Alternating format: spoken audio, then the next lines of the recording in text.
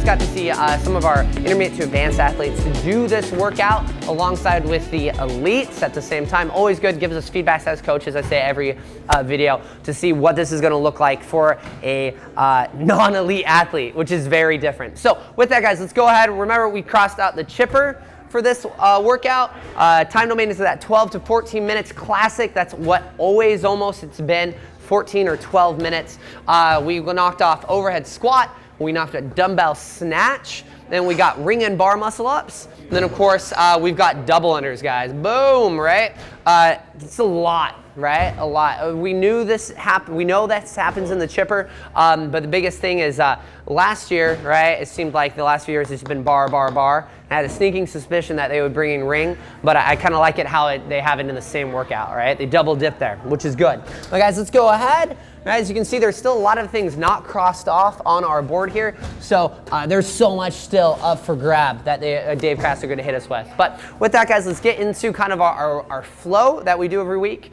I would go ahead and tell my athletes every 3 minutes for 12 minutes for general warm-up, hit the erg. That's going to help with the hip hinge opening up, that pull. Be super intentional about squeezing the lats, trying to open up the T-spine when we're rowing. During the air runner, if you have one, this is where we're going to be looking. It creates a lot of intrinsic tension in the posterior chain all the way through the hamstring, glute, and then into the ankle, which is going to be really important, the elasticity for double unders, right? To be able to just rebound really hard. But then after that, you're going to go ahead and hit 20 relaxed unders, right? So just think if you're a scaled or RX athlete, these are just double or single unders where you're just going to think, what do I need to do to be relaxed within this movement? Do I need to think relax my neck? Do I need to think a light grip on my hands?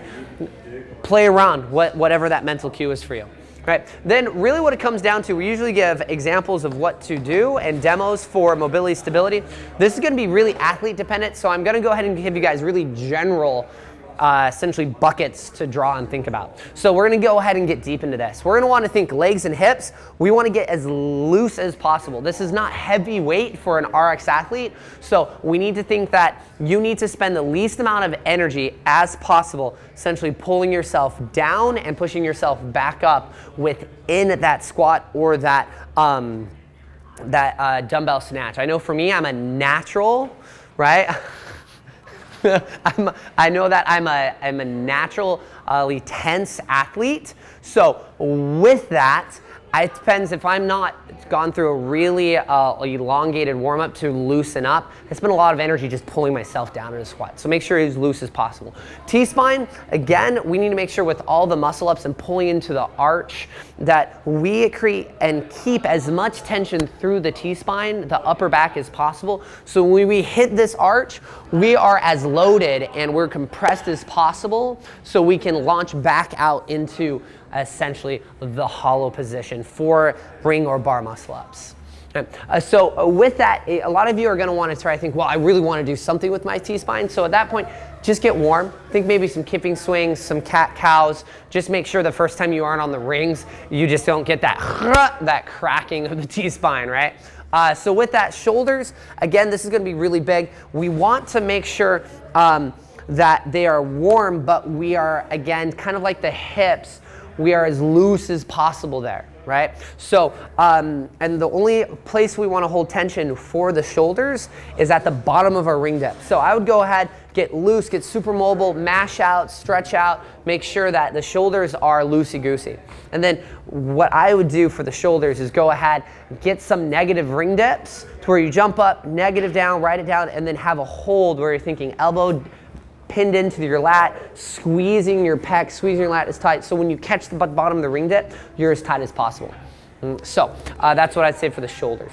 Now, from that, if we come into the trials, usually I give you guys a segmented version of the open workout to figure out what it's going to feel like. When it comes down to it, I don't think it's smart to actually do this. The volume's high. To be able to get a true feeling of this workout, like you would have to do this like a day or two before your actually attempt, in my opinion. So I would go ahead and really take that time, 5 to 10 minutes, and work on ring muscle up transitions and technique work. Nothing that actually expends very much energy, but something that just primes neurologically really your brain to think, okay, that's the muscle memory, that's what I want. If you're an advanced athlete, that's gonna be a few drills to make sure you're catching high up on your rings so you don't go ahead and fatigue in your dip. Right? Then from there, guys, limiters are going to be really, I hate to say it, but it's going to be technique work that was not done earlier in the year, right? So if you have not done a ton of technique work to make sure that you either work through any mobility issues in your ankles, your hips, anything like that to keep your torso vertical in your overhead squat so your shoulders don't have to work very much, then it's too late for that. There's nothing to do, right?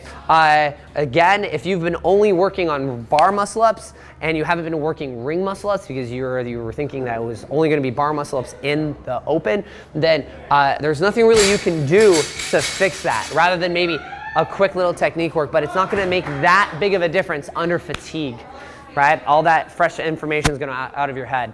And then the biggest limiter is going to be energy expended, right? And this is what I mean by the technique work of these.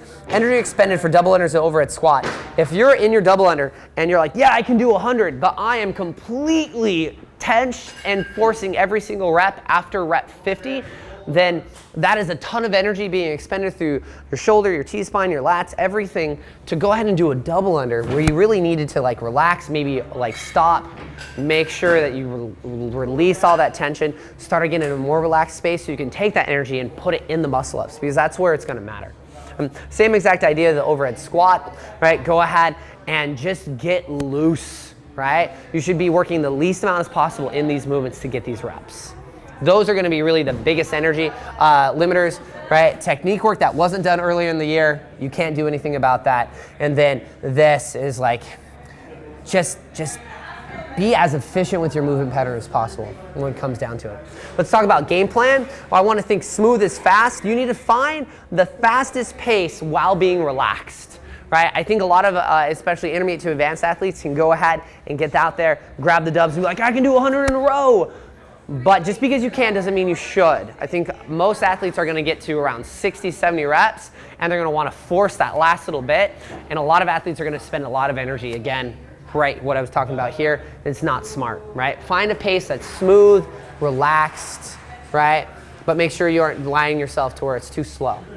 And then, guys, from there, double unders need to stay loose. Again, always have it like every 10 seconds or every 10 reps, you should be like, okay, relax. And what is that cue in your head that helps you with that?